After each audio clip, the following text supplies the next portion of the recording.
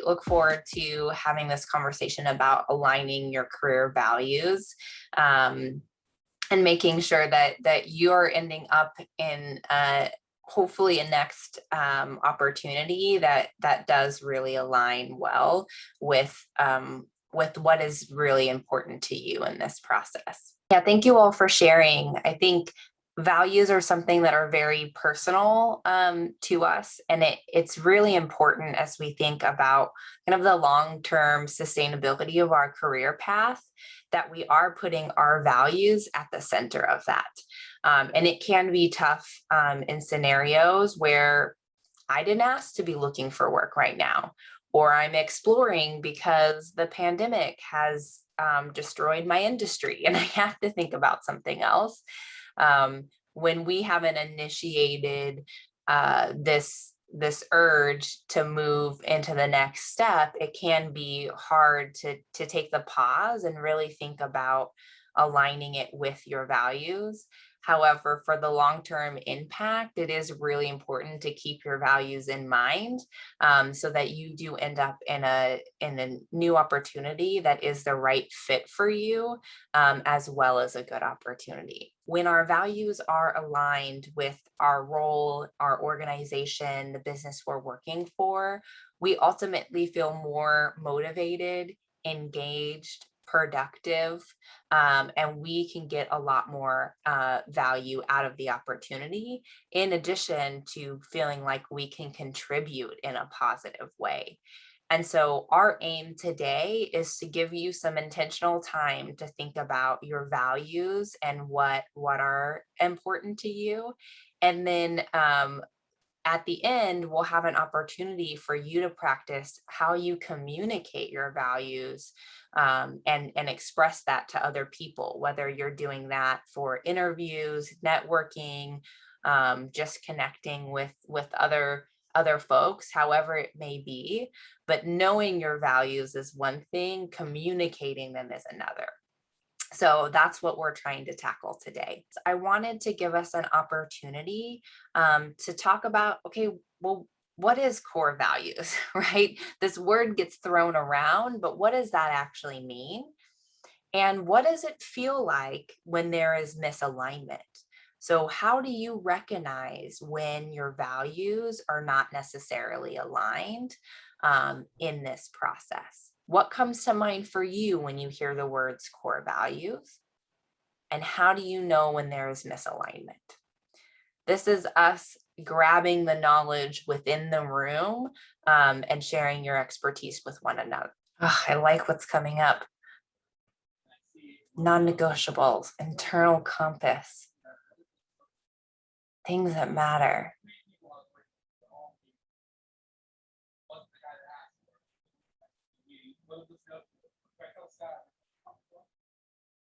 Oh yeah, the misalignment, right? Don't want to go to work. Yes. Sometimes I don't want to go to work and I didn't get enough sleep, but if it is a repeatable pattern, right, that might be a good question to ask yourself. Why is this happening, right? Resentment, yes, gut feeling. What comes to mind for core values? I couldn't have defined it better than what you all say here, right? You're right. It's your North Star. It's those non-negotiables. It's that internal compass that really guides you to the things that matter most to you, the things that you enjoy and motivate and drive you. You all hit it right on the head with that definition. And I think on the right-hand side, it's really important that we do take note of when there's misalignment. So we've had many questions come up from participants of like, well, they say one thing in the interview, and then when I get hired, I realize the culture is different, or it's different than what I expected it to be.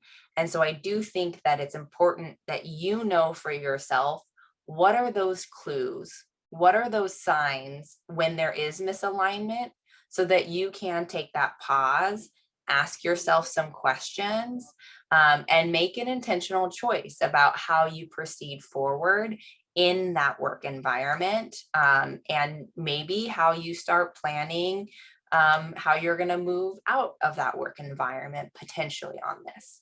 So I appreciate you all taking the time to define core values, but also recognize the signs of when it doesn't feel right, so that you can trust your gut and ask yourself more questions. So what I want to do next is take you into some reflection for yourself.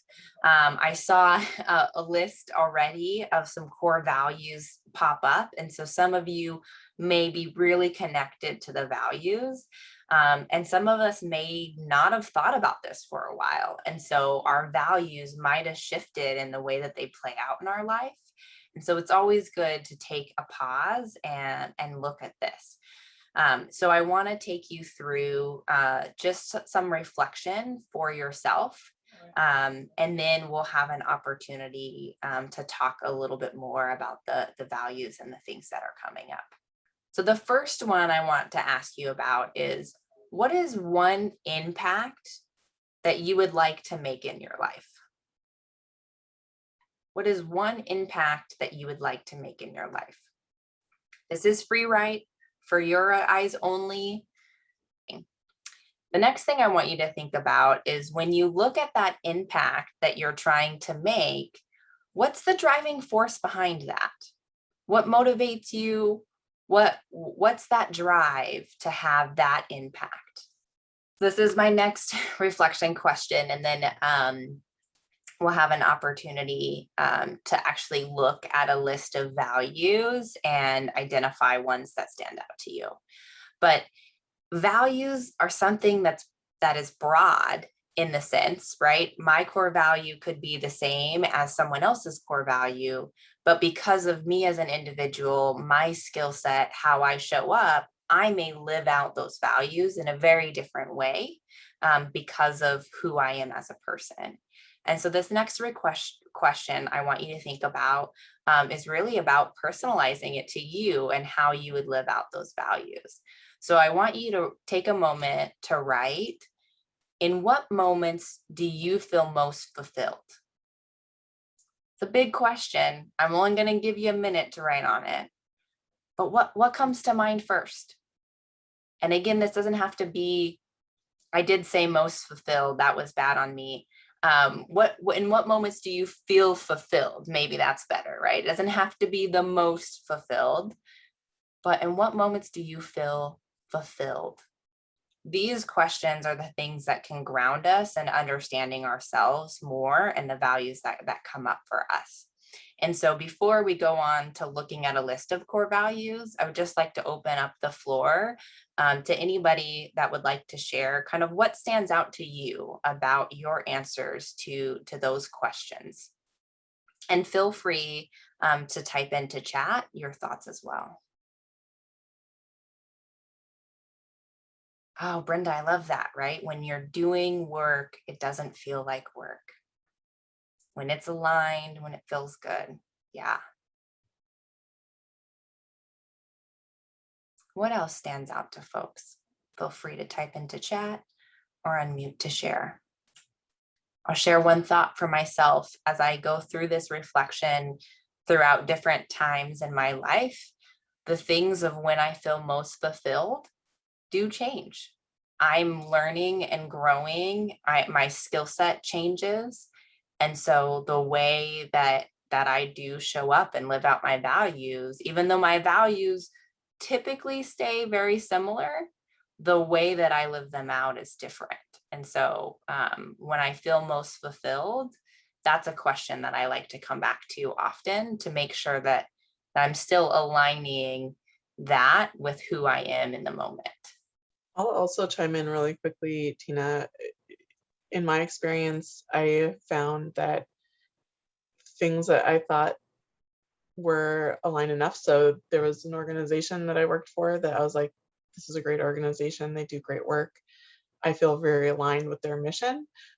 However, the actual role that I was in within that organization was not aligned with what fit best for me and my skills and my how I prefer to spend my days. And so there can be alignment with one element of career and not with another. So that was a huge learning experience for me. Did you want to share? Yes, Please. I just related very much to what you said, Kate. Kind of in that first question, whenever I said I made that jump from human resources to nonprofit, definitely was in that boat where I had one vision of myself from when you're asked, what do you want to do when you grow up in high school? And I always like advocate for the kids who are like, that's an unfair question, because I feel like it is. Because just like you said, my values changed so much. And what I thought was success from what kind of had been poured into me versus being an adult and figuring out my own thoughts of success, they're so widely different. And I feel like it's a narrative that you shouldn't jump careers and you shouldn't do all these things. But I love that we're kind of, having worked in recruitment, I can see this shift happening in the workplace of it's okay for you to change your mind. It's okay, for something to work for 3 years, and then after that, something shift and, you need to make a move, and that's okay. Yeah, yeah. Yeah, that loyalty that used to be part of the workforce before, where you kind of stick with it, really the workforce isn't made up in that way anymore. And so it is important to constantly be asking yourself those questions and evaluating. Thanks for adding, Keisha. The first page will help you go through and identify your values, and ask you some questions like the ones that I asked you. And then it gives you that list of values. And so, Kate, if you'll amplify that a little bit, I want y'all to look at this and just identify maybe 3 to 5 values that stand out to you. Like when you think about the questions that you answered earlier and what you know of yourself, what are 3 to 5 values that are important to you when you're thinking about the future of your work? So then we're going to get into practicing in this process. So what we just did here was take intentional time to think about what is important to you and the values. There is homework on this side of, well, how do you take it into your career, right? How are you using it when you are researching organizations to make sure your values align? How are you demonstrating your values in your application materials through networking in order to make sure that you're finding the right fit? So now that you've identified your values, right, the homework is for you to think about, how do I leverage what I know and understand about my values into my job search and application process? And one of those ways is by communicating. How do you communicate your values with one another?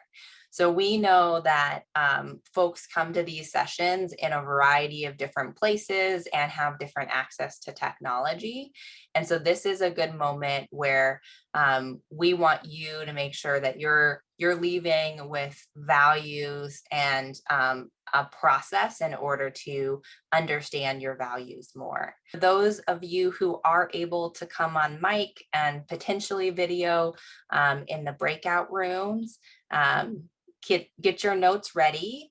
And what we'll be doing is we'll put you into pairs. And then we will have you practice telling your partner, what are the values that are important to you and how does that connect to your future of work? We'll also have an opportunity for you to workshop with one another to discuss the challenges that you experience in communicating your values. So where do you get stuck, right? Like the example from you, Angel, is family. Well, how do I express that I'm dedicated to my work, but I do value family, and that is important to me in this workplace? That's a challenge. You'll have an opportunity to have a thought partner to discuss that. And then we'll have you swap so that your partner can tell you their values. You can listen to how that comes through, and then you can discuss any challenges that they see in communicating their values as well. If for whatever reason we have tech glitches, in the breakout room, there will be a pop-up at the bottom of your screen that says ask for help. And so you can click on that and let us know that there is a challenge.